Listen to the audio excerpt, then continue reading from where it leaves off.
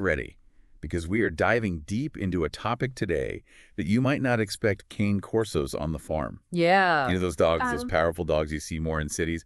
Well, it turns out they have a whole hidden history, like really rooted in farm life. That's right. So, to help us unravel this mystery, we have an expert joining us today. Hi, everyone.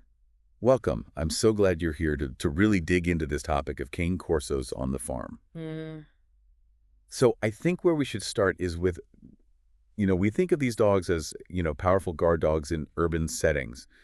But their history, like you said, is in rural farm life. So can you talk about that a little bit, about that contrast? Yeah, so a lot of people don't realize that the Cane Corso actually goes back to ancient Roman times. Wow. They were used as war dogs. Wow, war dogs. That's a far cry from like a farm dog, Right, but think about it. After the Romans, they kind of dispersed, and you had these dogs that were left, and they were such powerful dogs. Yeah. That they transitioned into the Italian countryside, into rural Italy, where they became, essential parts of the farms. So like a working dog. Yeah, like a working dog. They would hunt large game, like wild boar. Okay. They would guard property, livestock.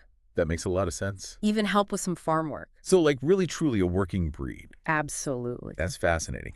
So if we think about them being such essential farm dogs back then, Yeah. why do we mostly think of them as urban dogs now? Well, that's a good question. And I think part of it is, as they came over to America, they were bred more for show or for protection in urban settings. Right. And that breeding kind of led to a little bit of a disconnect from their farming heritage. So we've bred out some of those instincts potentially. Potentially. And also they just haven't been exposed to it. Yeah. And so people don't think about them that way. That makes sense. Yeah. So if we are looking at, if we have a cane corso, is it possible to make them a farm dog today? Absolutely. I mean, they still have those instincts in them. Okay. It's just about finding the right dog and, and training them properly. So not every cane corso can just be plopped on a farm and be a farm dog. Right. You want to look for dogs that come from working lines. Working lines. What does that mean? Yeah. So that means that their parents and grandparents were actively engaged in guardian duties. Oh, so they come from a long line of working dogs. Exactly. It's in their DNA. Okay. Those instincts are passed down through generations. That makes a lot of sense. Yeah. So how do I know if I'm looking at a cane corso from a working line? Well, it starts with research. Yeah. Look for reputable breeders who specialize in working cane corsos. Okay. And ask about the dog's lineage. So do your research. Don't just get any cane corso. Exactly. And a good breeder will be transparent and passionate about, preserving those working traits. That makes a lot of sense. Now let's talk about the reality of owning one of these dogs. Yeah. They are powerful. They have strong protective instinct. Right. What are some of the challenges that come with owning a cane corso? Well, I think the biggest one is that you have to be committed to training and socialization from a very young age. They are big dogs. They need a lot of training. Absolutely. I mean, they're intelligent and eager to please. Okay. But they need a firm but fair hand. Yeah. So you really need to be, a leader for this dog. A leader, not just an owner. Exactly. I like that. Okay, so we're going to take a quick break. And when we come back, we're going to talk more about those challenges of owning a cane corso on a farm. Stay with us. Okay, so we are back and talking about all things Cane Corso on the farm. And before the break, we were talking about some of the challenges that come with owning one of these dogs. And I know you mentioned training and socialization, but what does that actually look like? Can you just have them around farm animals and they'll kind of figure it out? No.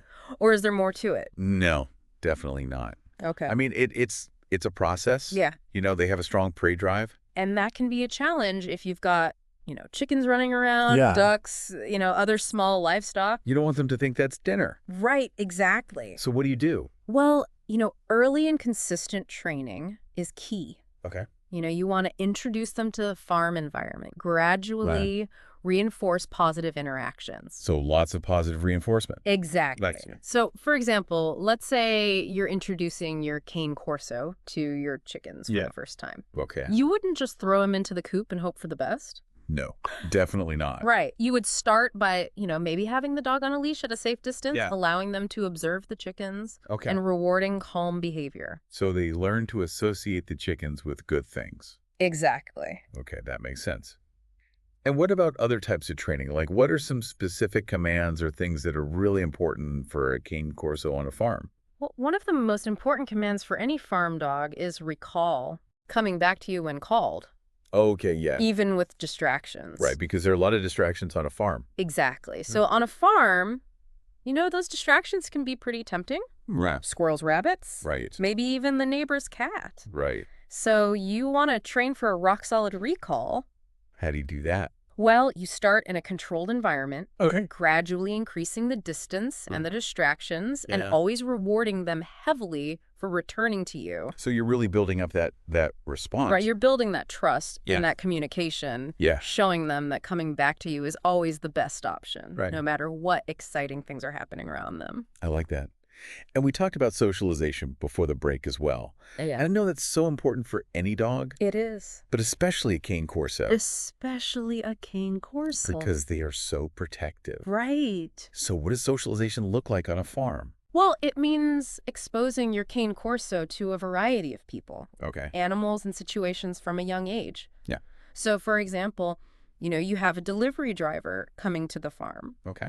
A well-socialized Cane Corso might bark a warning, Yeah. but they'll remain calm and under control, Okay. allowing the driver to approach safely. So it's not about getting rid of their protective instincts. Right. It's about teaching them how to use them appropriately. Exactly. Okay. I like that. Yeah.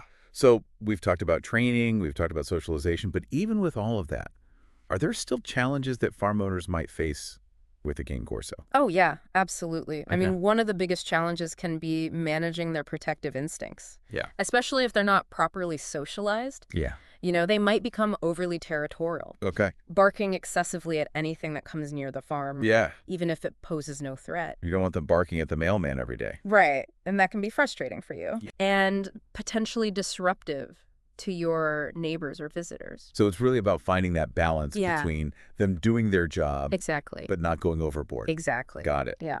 And, we talk about them being big dogs. Yeah. And I imagine that could also pose some challenges on a farm.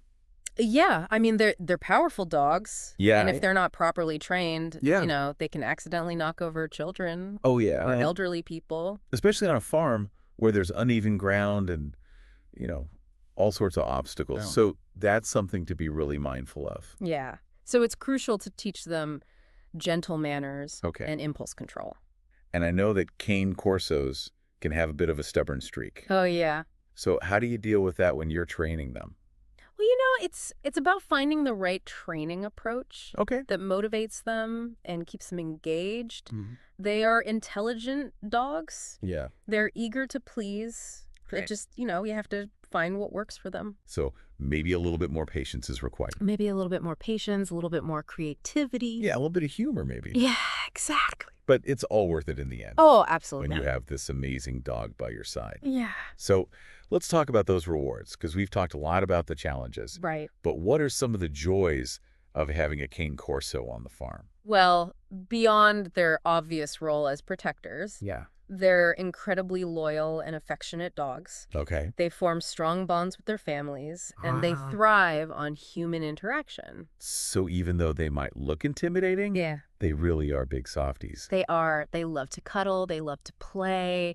They just love to be around their loved ones. That's so sweet. And they're incredibly intelligent and trainable. Okay. So they excel at learning new tasks. Yeah. They can be taught a variety of commands from basic obedience to more specialized farm duties. So they really can be active participants in farm life. I love that. I can imagine them being really helpful with things like, carrying supplies or maybe even pulling a cart. Yeah, definitely. They have the strength and the stamina for that. Yeah. And they're always up for an adventure, whether it's exploring the woods, going for a swim, or just hanging out with you while you work around the farm. So they really are versatile dogs. They're truly versatile companions. I love that. We have covered a lot of ground today, We have. but there is still so much more to learn about Cane Corsos on the farm. So we're going to take another quick break, and when we come back, we're going to talk about how to choose the right Cane Corsos for farm life. Stay with us. And we are back talking about Cane Corsos on the farm. One of the things we've been talking about throughout this deep dive is this idea that a lot of Cane Corsos today have really lost touch with their, farm dog roots. Yeah. So if we want to bring that back, how do we help those urban bred Cane Corsos rediscover that, that farm life? Well, I think it really starts with responsible breeding practices. Okay. We need to focus on preserving those working bloodlines, Yeah. the ones that still have those essential traits Oh. for farm life. Like what kinds of traits? Well, the guardian instincts, the temperament, Yeah. the drive to work. Right. So really looking at those working abilities, not just how they look. Exactly. It's about selecting dogs, not just for their looks, but for their working abilities. So almost like a revival of their original purpose. Yeah, exactly. That's pretty cool. Yeah. And when we talk about, those dogs, going back to that farm life, it's not just about the dog, right? Right. About the owner. Absolutely. So what does an owner need to be prepared for if they're thinking about, getting a Cane Corso for their farm? Well, you need to be prepared to put in the time and effort Yeah. for training, socialization, Yeah. ongoing management. Right. So you can't just, get the dog and let it do its thing. Right, exactly. You have to be there. You have Yeah. to be present. You have to be a leader. Right. So it's really that partnership that we've been talking about. It is a partnership. Yeah. And it sounds like it can be really rewarding. Oh, it is incredibly rewarding. That's When you see a Cane Corso fulfill their potential on a farm, Yeah. they become more than just pets. Right. They become valued members of the farm family, Oh, contributing to its safety and well-being. that's so cool. It's like they're coming full circle, Yeah. going back to those ancient instincts. Yeah, and it reminds us of the deep connection Yeah. between humans and animals Imagine. and the ways that we can work together. I love that. Well, we have covered a lot of ground in this deep dive. We have. But before we sign off, I want to leave everyone listening with just one final thought. Okay. Imagine a world where all those Cane Corsos, those urban-bred Cane Corsos, are given the chance to rediscover those rural roots. Yeah. Imagine them thriving on farms, protecting livestock, Uh-huh. being a part of that farming community. Yeah, that's a beautiful Yeah. vision. It is. And it's a vision that, we can all help make a reality. Absolutely. It's about understanding that these dogs have so much potential, Yeah. and it's about responsible ownership. Yeah. So if you are thinking about a Cane Corso for your farm, do your research. Yes. Find a good breeder Yeah. and be ready for that commitment. Yeah. Embrace the journey. Yes, I love that. Yeah. Well, thank you so much for joining us on this deep dive into the world of Cane Corsos on the farm. We hope you learned something new, and maybe you'll even consider a Cane Corso for your farm one day. Till next time, keep exploring, keep learning, and keep those tails wagging.